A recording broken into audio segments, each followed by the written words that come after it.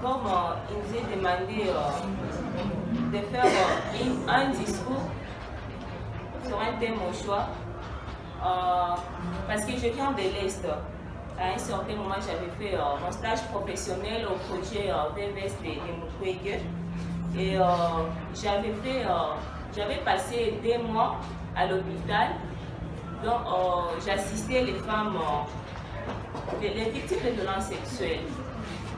Ce qui s'est passé là-bas, en tout cas, ça m'est désolé du jour le jour. Et aujourd'hui, vu que nous sommes dans le mois de la femme, j'ai vu que c'est vraiment important pour moi de parler de ces femmes en tant que communicatrice sociale. C'est depuis plusieurs décennies que la partie est de la RDC fait le théâtre de guerre en répétition par des dizaines de groupes armés venus des pays voisins. Au nom de Tony et Bissera CC, je suis là juste devant vous pour le travail que les proches nous ont demandé pour vous sensibiliser, pour les jeunes que vous êtes. Bissera, c'est avec S, Bissera CC. Bissera. Donc je suis là juste, oui. Vous pouvez écrire seulement le nom. Le reste, je vais voir sur la liste. Bissera. Plutôt B-I-S-E-R-A. Je suis là juste pour vous sensibiliser. Les thèmes que je vais exploiter, c'est la sensibilisation contre la maladie du VIH-Sida, entre guillemets, une génération sans Sida en RDC.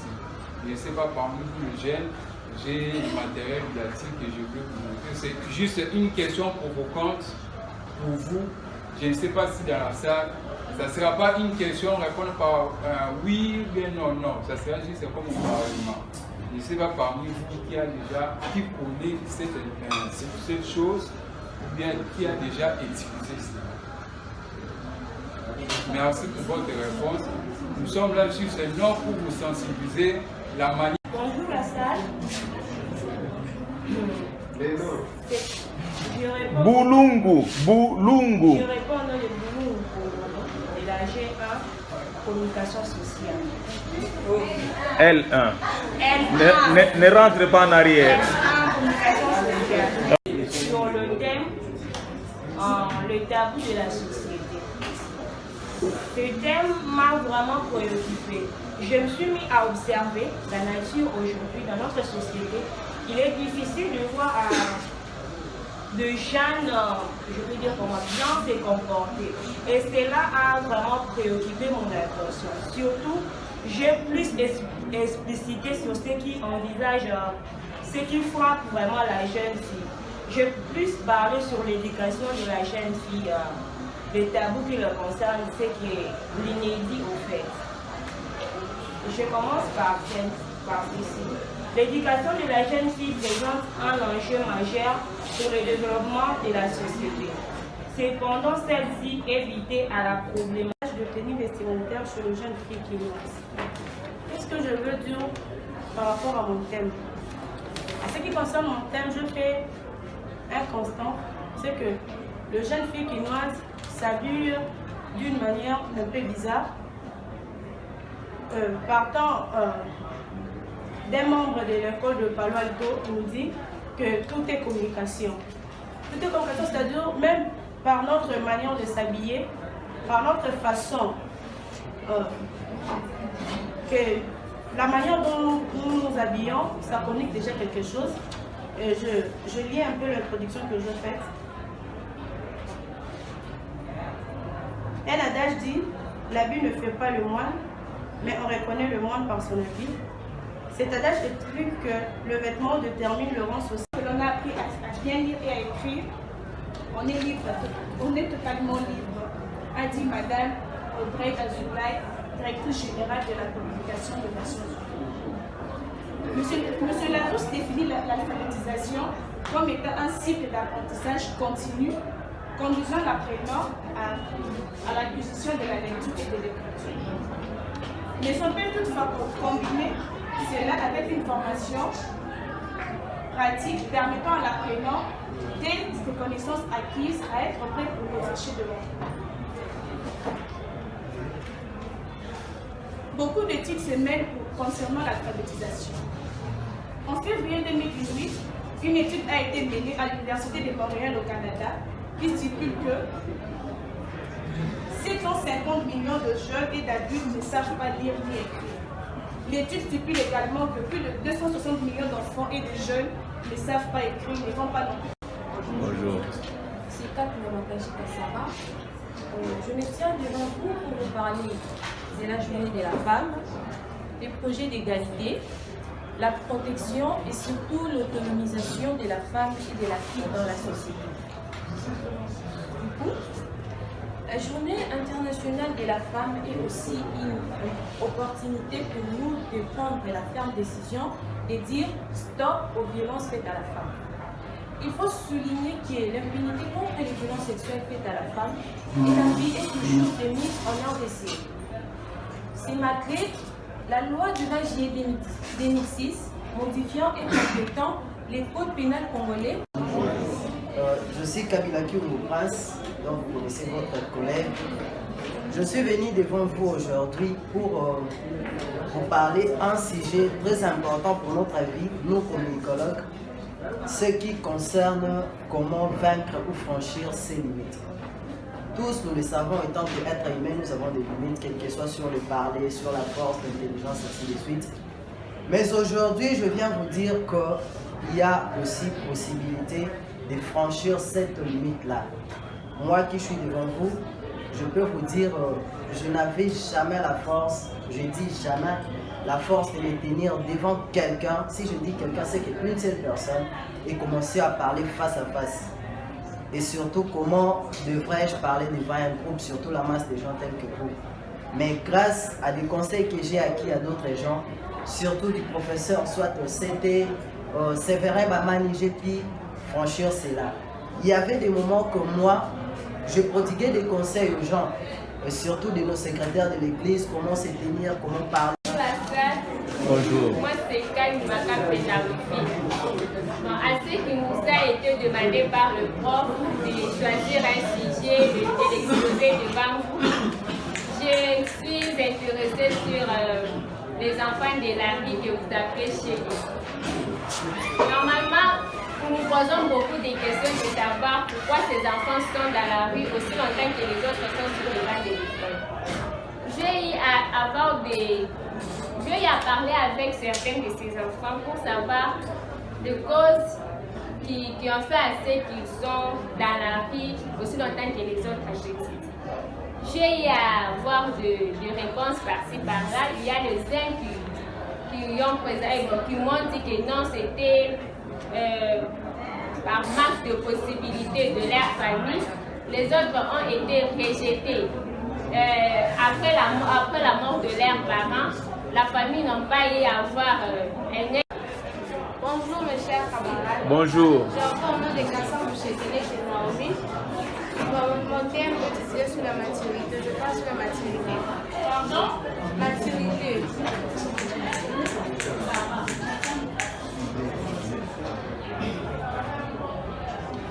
Je fais d'abord la lecture.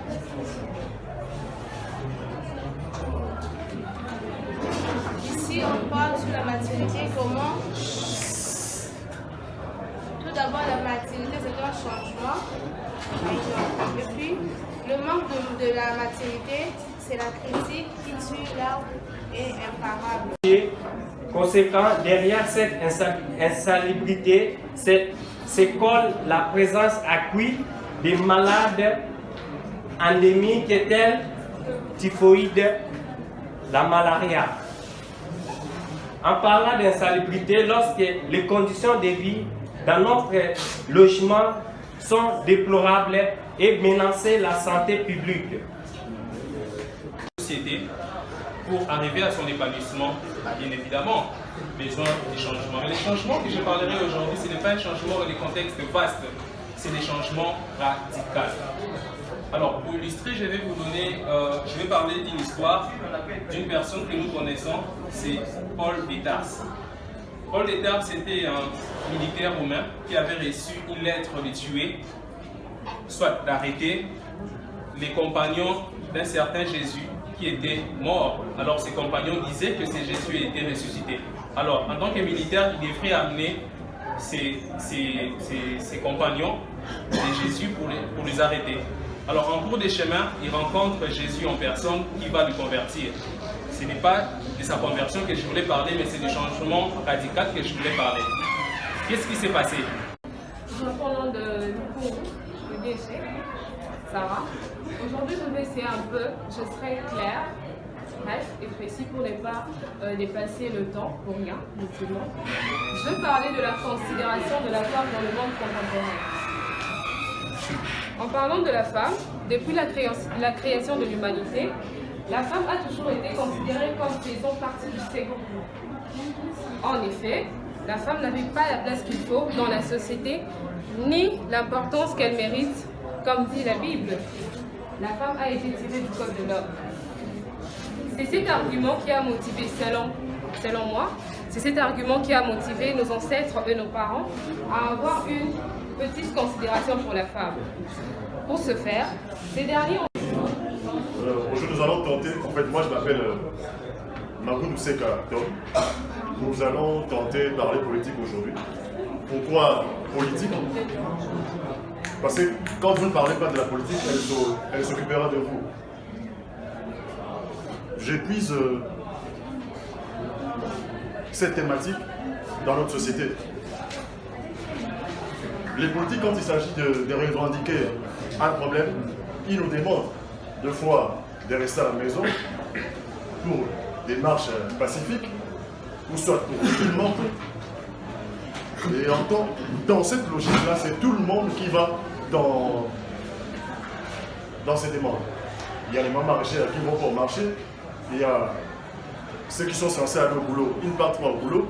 Voilà pourquoi nous puisons notre thématique dans ce phénomène social.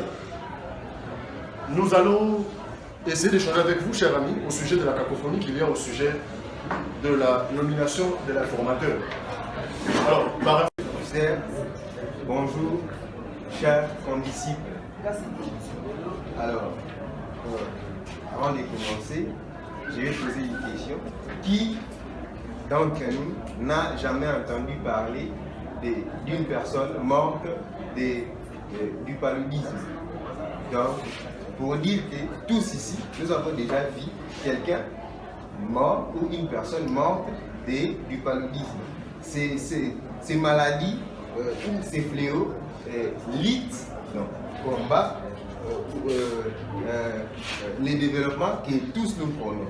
Alors c'est pour cela que je me place devant vous pour parler sur ces thèmes qui est, mon discours porte sur une campagne de sensibilisation et de mobilisation des ressources pour la lutte contre le paludisme en milieu universitaire et scolaire.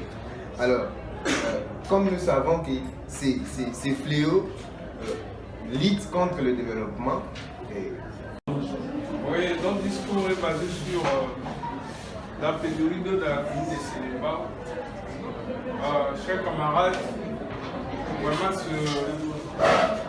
c'est compliqué si vous allez là-bas. C'est-à-dire qu'il y a une problème de la commune de Sénéba depuis des années. Et même il n'y a pas de robinet pendant longtemps. Donc je pense que pendant 2003, que la commune de Sénéba est en train de souffrir par rapport au problème d'eau. C'est pourquoi, quand vous allez là-bas, vous allez vivre qu'il y a des femmes qui portent vraiment les bidons sur la tête, vraiment les bidons de 25 litres, et même les bidons de 30 litres que les femmes là portent sur la tête. Et même, il y a des petites femmes qui portent vraiment le... Moi, je me réponds au nom de M. Taylor Mangam. Je suis à l'RCS Communication Sociale. Dans le cadre de notre pratique du cours d'animation socio-culturelle, un cours dispensé par les professeurs Siseka Brianna, en première année, RDC, il nous a été demandé d'élaborer un thème par rapport à notre choix. À cet effet, pour notre part, nous avons choisi comme thème la pollution atmosphérique sur l'impact de la santé.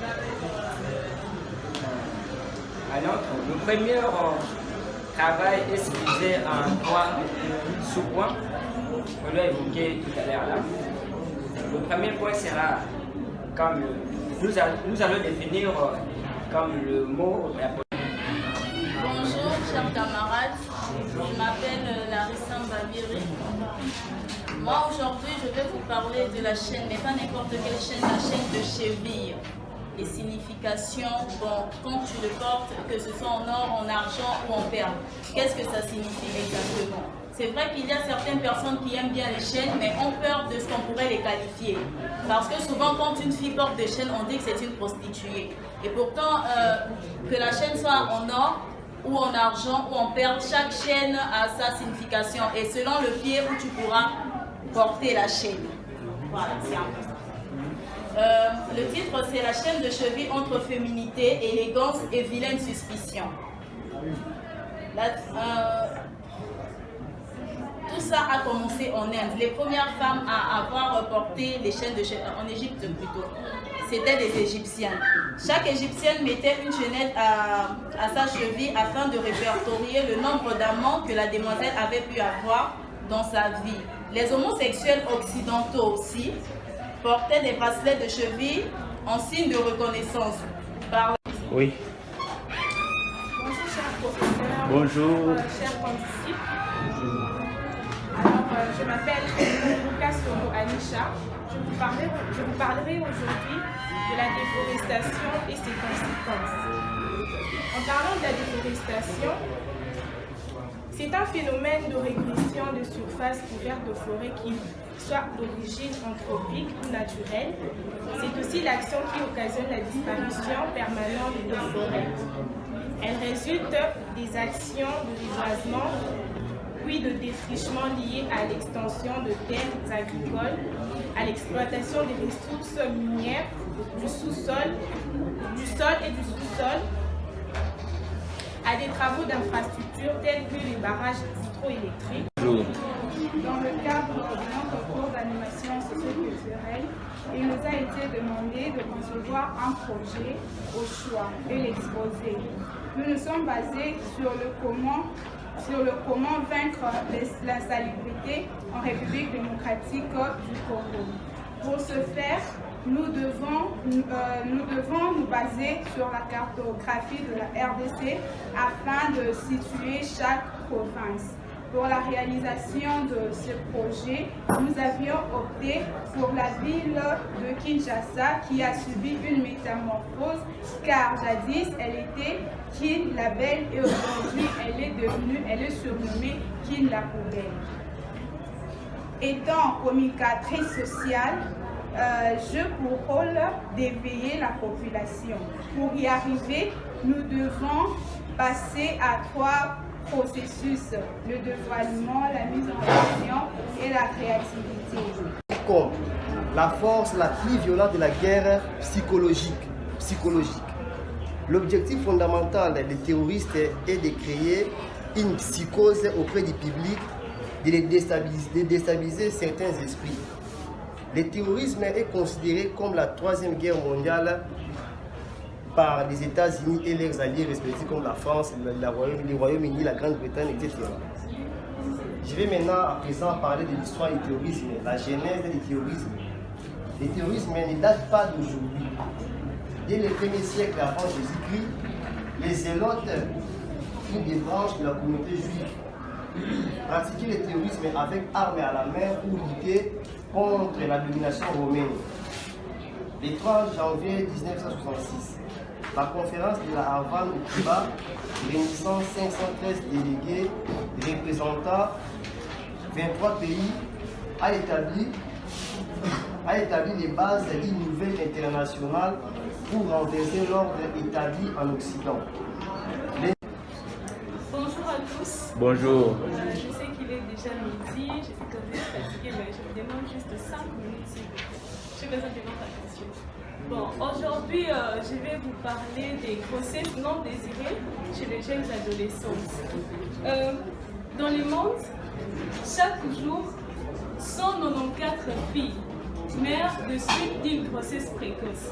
Alors je me dis, pourquoi est-ce que ces jeunes gens, ces filles qui ont encore de l'avenir, meurent aussitôt comme ça? Et aussi, c'est une question qui me préoccupe vraiment beaucoup. Une fois, j'ai eu à discuter avec une personne. La personne me dira que la responsabilité est partagée entre les parents et les enfants. Les parents, pourquoi? Les parents parce que les parents n'ont pas l'habitude de dialoguer avec leurs enfants. Les parents ne parlent pas de la sexualité avec leurs enfants. Richard Foumou. Je voulais juste parler de quelque chose que nous négligeons tous. Juste de bonnes manières. Ce sont des choses qui paraissent un peu banales. C'est un sujet qui paraît un peu banal, mais c'est quelque chose que nous devons avoir avec nous. De bonnes manières, je vais directement aller au vite. De bonnes manières sur la table, par exemple. Lorsque vous êtes en train de manger, de bonnes manières nous exigent parfois d'attendre. Bonjour. Concernant ce qui vous a été développé, je veux mieux de parler sur les constructions anarchiques dans la vie des personnes. C'est vraiment déplorable de voir comment les gens construisent sans l'autorisation de l'État. La construction anarchique, c'est un état de désordre et de troubles des résultats de l'absence d'autorité politique. Province de Kinshasa, précisément dans la commune de au cours d'un point de presse organisé par le ministre de l'Industrie, Marcel Djebou, a rappelé que la mesure déterminera la production, l'importation, la commercialisation. Bon, en fait, je vais vous parler d'un sujet, mais il y a quelqu'un qui a failli le prendre au début, mais ce n'était pas ça. Mon sujet s'intitule « Le manque d'affirmation de soi dans l'accoutrement ». Donc là, je ne parle pas du mauvais accoutrement, mais le manque d'affirmation dans l'accoutrement de soi. Alors, je vais commencer par donner mon exemple. Je jouais au basket à un certain moment, mais est-ce qu'il y a quelqu'un qui peut deviner que je jouais au basket parmi vous? Non. Mais ça se voyait pourquoi? Parce que j'avais un style vraiment de quelqu'un qui joue au basket, d'une fille, pas dans le genre masculin, non. J'étais souvent au basket, j'avais souvent un sac à dos, et souvent les gens me demandaient, tu pratiques un sport? Bah, moi je trouvais que c'était normal, donc je m'affirmais en tant que sportive, dans ma façon de m'habiller. Et puis ici aussi, nous sommes à la fac, nous sommes à l'université, et il y en a qui essaient tant bien que mal de s'habiller comme des personnes, quand on voit, on sait la respecter par rapport à la manière dont cette personne est habillée. Parler de la problématique de l'insalubrité à Kinshasa. Alors, avant de commencer, j'ai une petite question. Est-ce vrai que le noir ne meurt pas de microbes? Je n'aimerais pas ce que vous me répondiez maintenant. Et nous allons répondre ensemble tout au cours de notre exposé. Le choix de ces sujets pour notre exposé est le résultat de la curiosité qui anime notre curiosité scientifique et intellectuelle étant acteur du changement social. Je vais respecter les rations de vous. Je vais parler un petit quelque chose. En fait,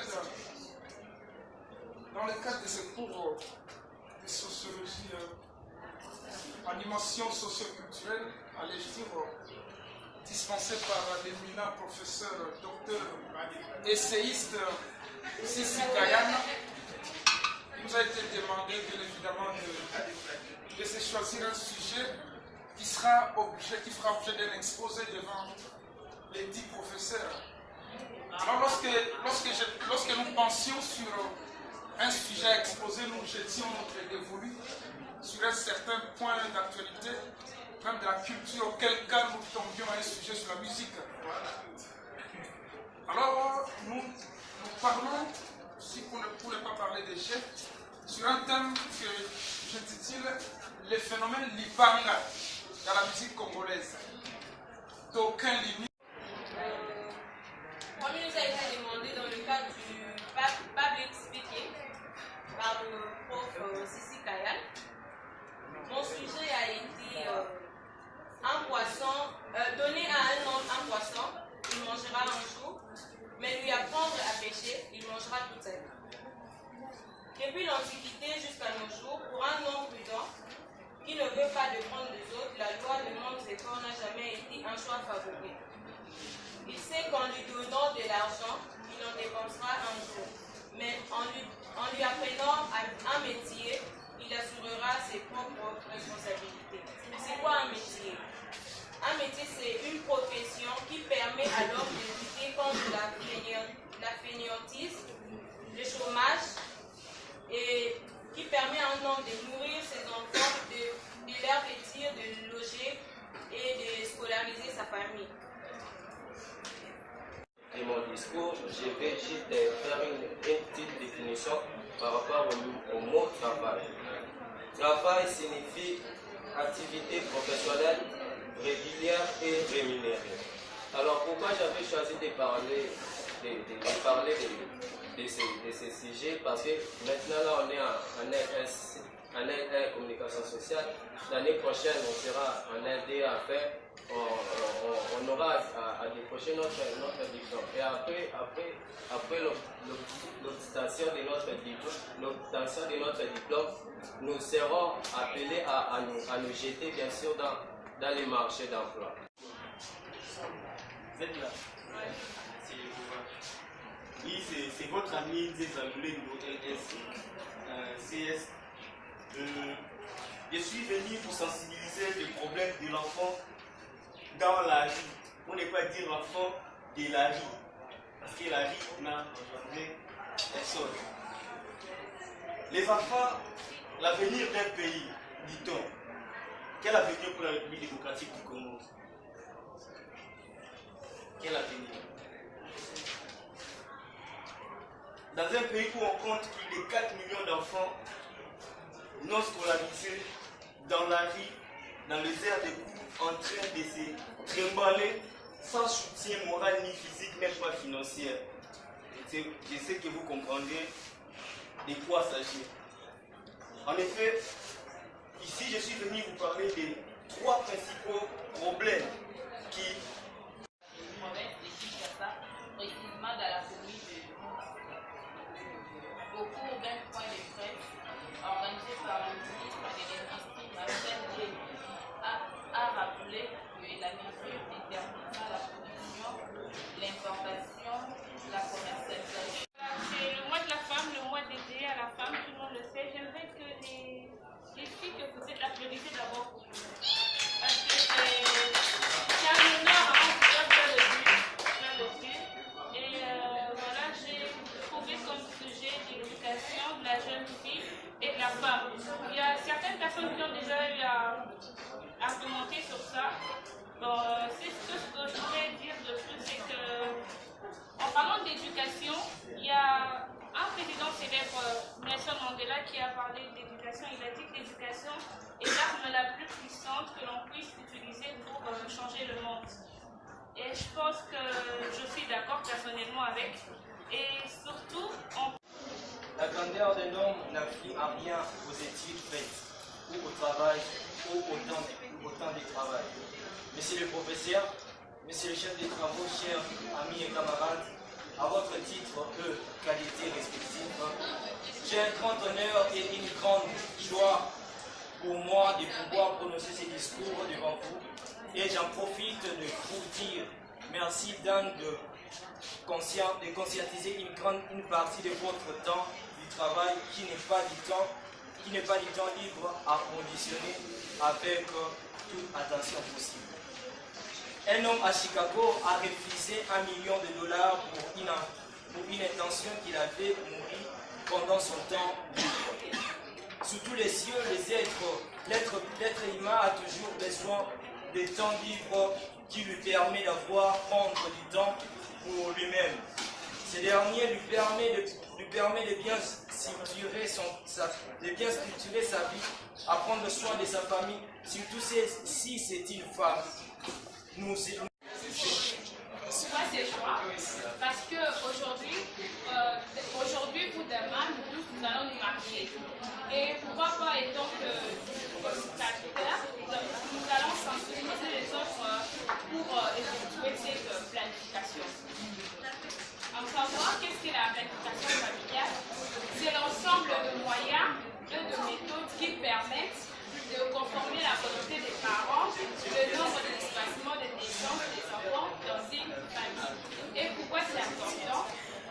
C'est important parce que c'est très important autant pour la santé de l'État que pour la santé des enfants. En effet, une grossesse qui est déjà planifiée à l'avance. Par rapport à ce qui a été développé, je choisis comme thème l'utilisation abusive des téléphones chez les mineurs. Partant de ces thèmes, je vais raconter mon propre expérience. Le téléphone m'a rendu un mauvais service.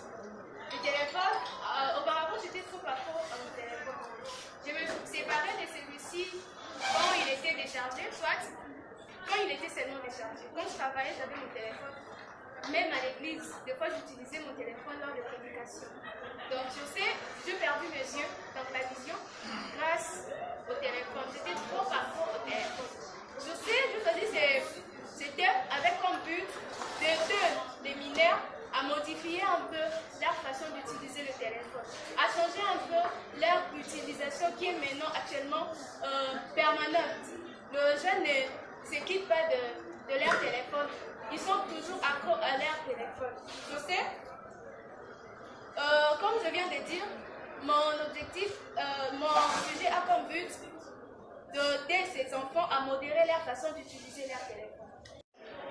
Mon sujet est porté sur la lutte contre le phénomène chégué ou enfant de la rue.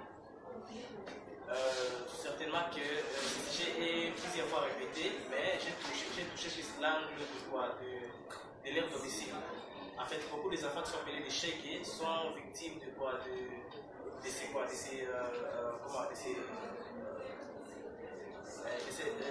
irritabilités-là. Si les Français peuvent me permettre, c'est parce qu'on les taxe, c'est surtout sur le plan religieux. On voit beaucoup des églises.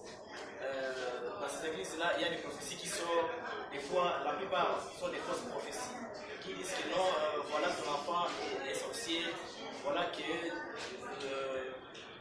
ne mérite pas d'être avec vous. Alors c'est des cas même qu'on trouve beaucoup de chégués dans la route, c'est les points des avenirs en train de quémander, d'autres manquent quoi faire, ils se livrent. Il y a des batailles, des coups qui cherchent à terroriser les populations paisibles et à l'air de faire de la paix. J'aimerais juste mettre un accent sur ces sujets ici, la lutte contre les infections sexuellement transmissibles. Volume. Faites entendre là au fond. La lutte contre les infections sexuellement transmissibles. Ici,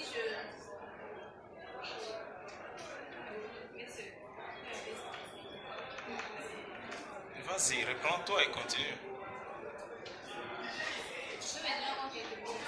Comment? Quelqu'un peut se passer Et parle sur comment prendre soin de ce vêtement en 6 conseils. Aujourd'hui, prendre soin de ce vêtement, entretenir ce vêtement et le faire durer, c'est tout un art. C'est l'une des bases essentielles de la mode, car à quoi bon d'adopter un mode de consommation plus raisonné si l'on n'est pas capable de traiter soigneusement notre seconde peau, c'est-à-dire nos vêtements. Il serait particulièrement dommageable d'abîmer prématuré ces jolis vêtements puisque cela irait à l'encontre de l'objectif recherché, allonger la durée de vie de vos vêtements sans se dégoûter. Il est bien évident que vous aurez toujours envie de vous débarrasser d'un vêtement bien que qualitative à l'origine, qui se trouve jolie, boulochée, tachée, délavée, lissée, déformée, grisâtre. Il est évidemment également que vous serez toujours prêt à plus élégante avec de vêtements qui auront conservé leur éclat et leur bonne. Aujourd'hui, je vais vous parler sur l'autoprise en charge de la femme. Bien sûr que nous sommes au mois de la femme, je voulais interpeller les mamans de notre commune, parce que moi j'habite sur la commune de Sénégal. Je vais inviter les mamans de la commune de Sénégal à s'auto-prendre en charge. Parce que j'ai fait un constat, la plupart de nos mamans de la commune de Sénégal ont tendance à attendre que leur mari revienne du boulot pour essayer un peu de donner quelque chose à manger. Or, j'aimerais demander à la salle de pouvoir regarder un peu à côté de vous s'il y a certains déchets que vous allez utiliser, de pouvoir jeter dans la poubelle.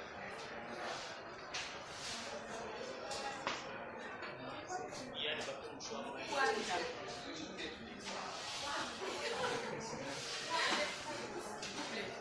Ok, merci beaucoup.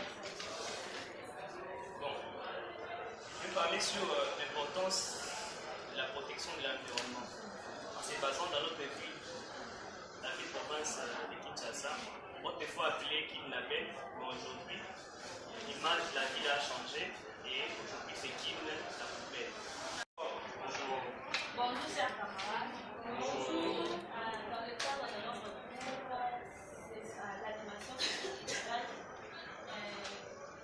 enseignée par le professeur Kaya, nous a été demandé de choisir un thème et de développer là-dessus. Mon thème en moi est intitulé Lutte contre le cancer du sang chez les femmes. L'objectif de mon thème est de sensibiliser les femmes à se faire dépister sur leur état actuel. Pour combattre contre le cancer du sein, nous devons éviter d'estimer premièrement la maladie. La maladie du cancer existe bel et bien. Prendre conscience de se faire dépister volontairement. Oh, c'est sans nous, tu ne peux pas vivre, bienvenue. Oui. Le sujet qui me permet de venir devant vous est la faim.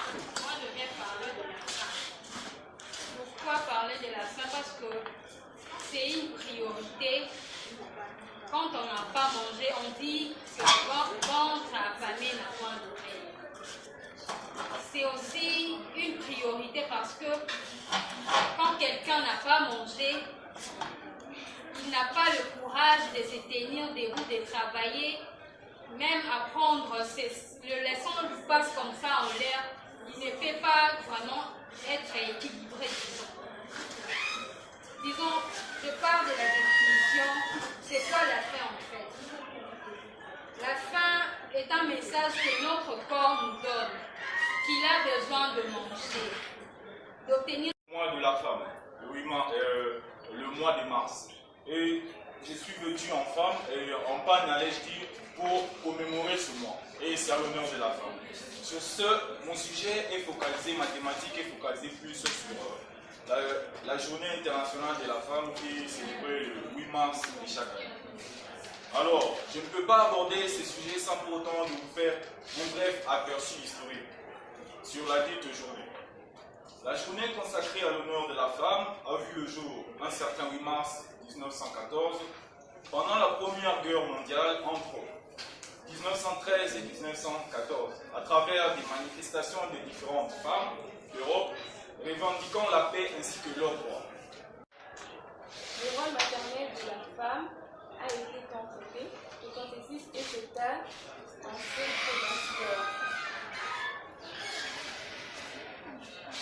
Avant le 18e siècle, la femme n'était pas considérée. On étudiait la femme, on étudiait plus les hommes que les femmes. Et après ça, femme ne tenait pas la parole devant les hommes. Et après le XVIIIe siècle, à la fin du XVIIIe siècle, la femme a commencé à jouer un petit rôle dans l'éducation, autrement dit, bien que le père demeurait le maître. Puis, les hommes eux-mêmes ont construit cette civilisation technicienne, industrielle, urbanisée, bureaucratique, où nous vivons aujourd'hui. La femme a de la place dans la société, Et la femme a pris de la valeur, à eux maintenant égale, donc on parle de... Il y avait un certain moment que le colonel Kanyama avait lancé une opération qui s'appelait l'ICOFI, opération l'ICOFI. Cela a pu diminuer les taux de Luna ici, pour celui de Kinshasa. Après un certain moment, le gouvernement avait arrêté cette opération pour des raisons de droits de l'homme. Cela aussi a permis que les taux de phénomène Luna puissent augmenter encore. Alors,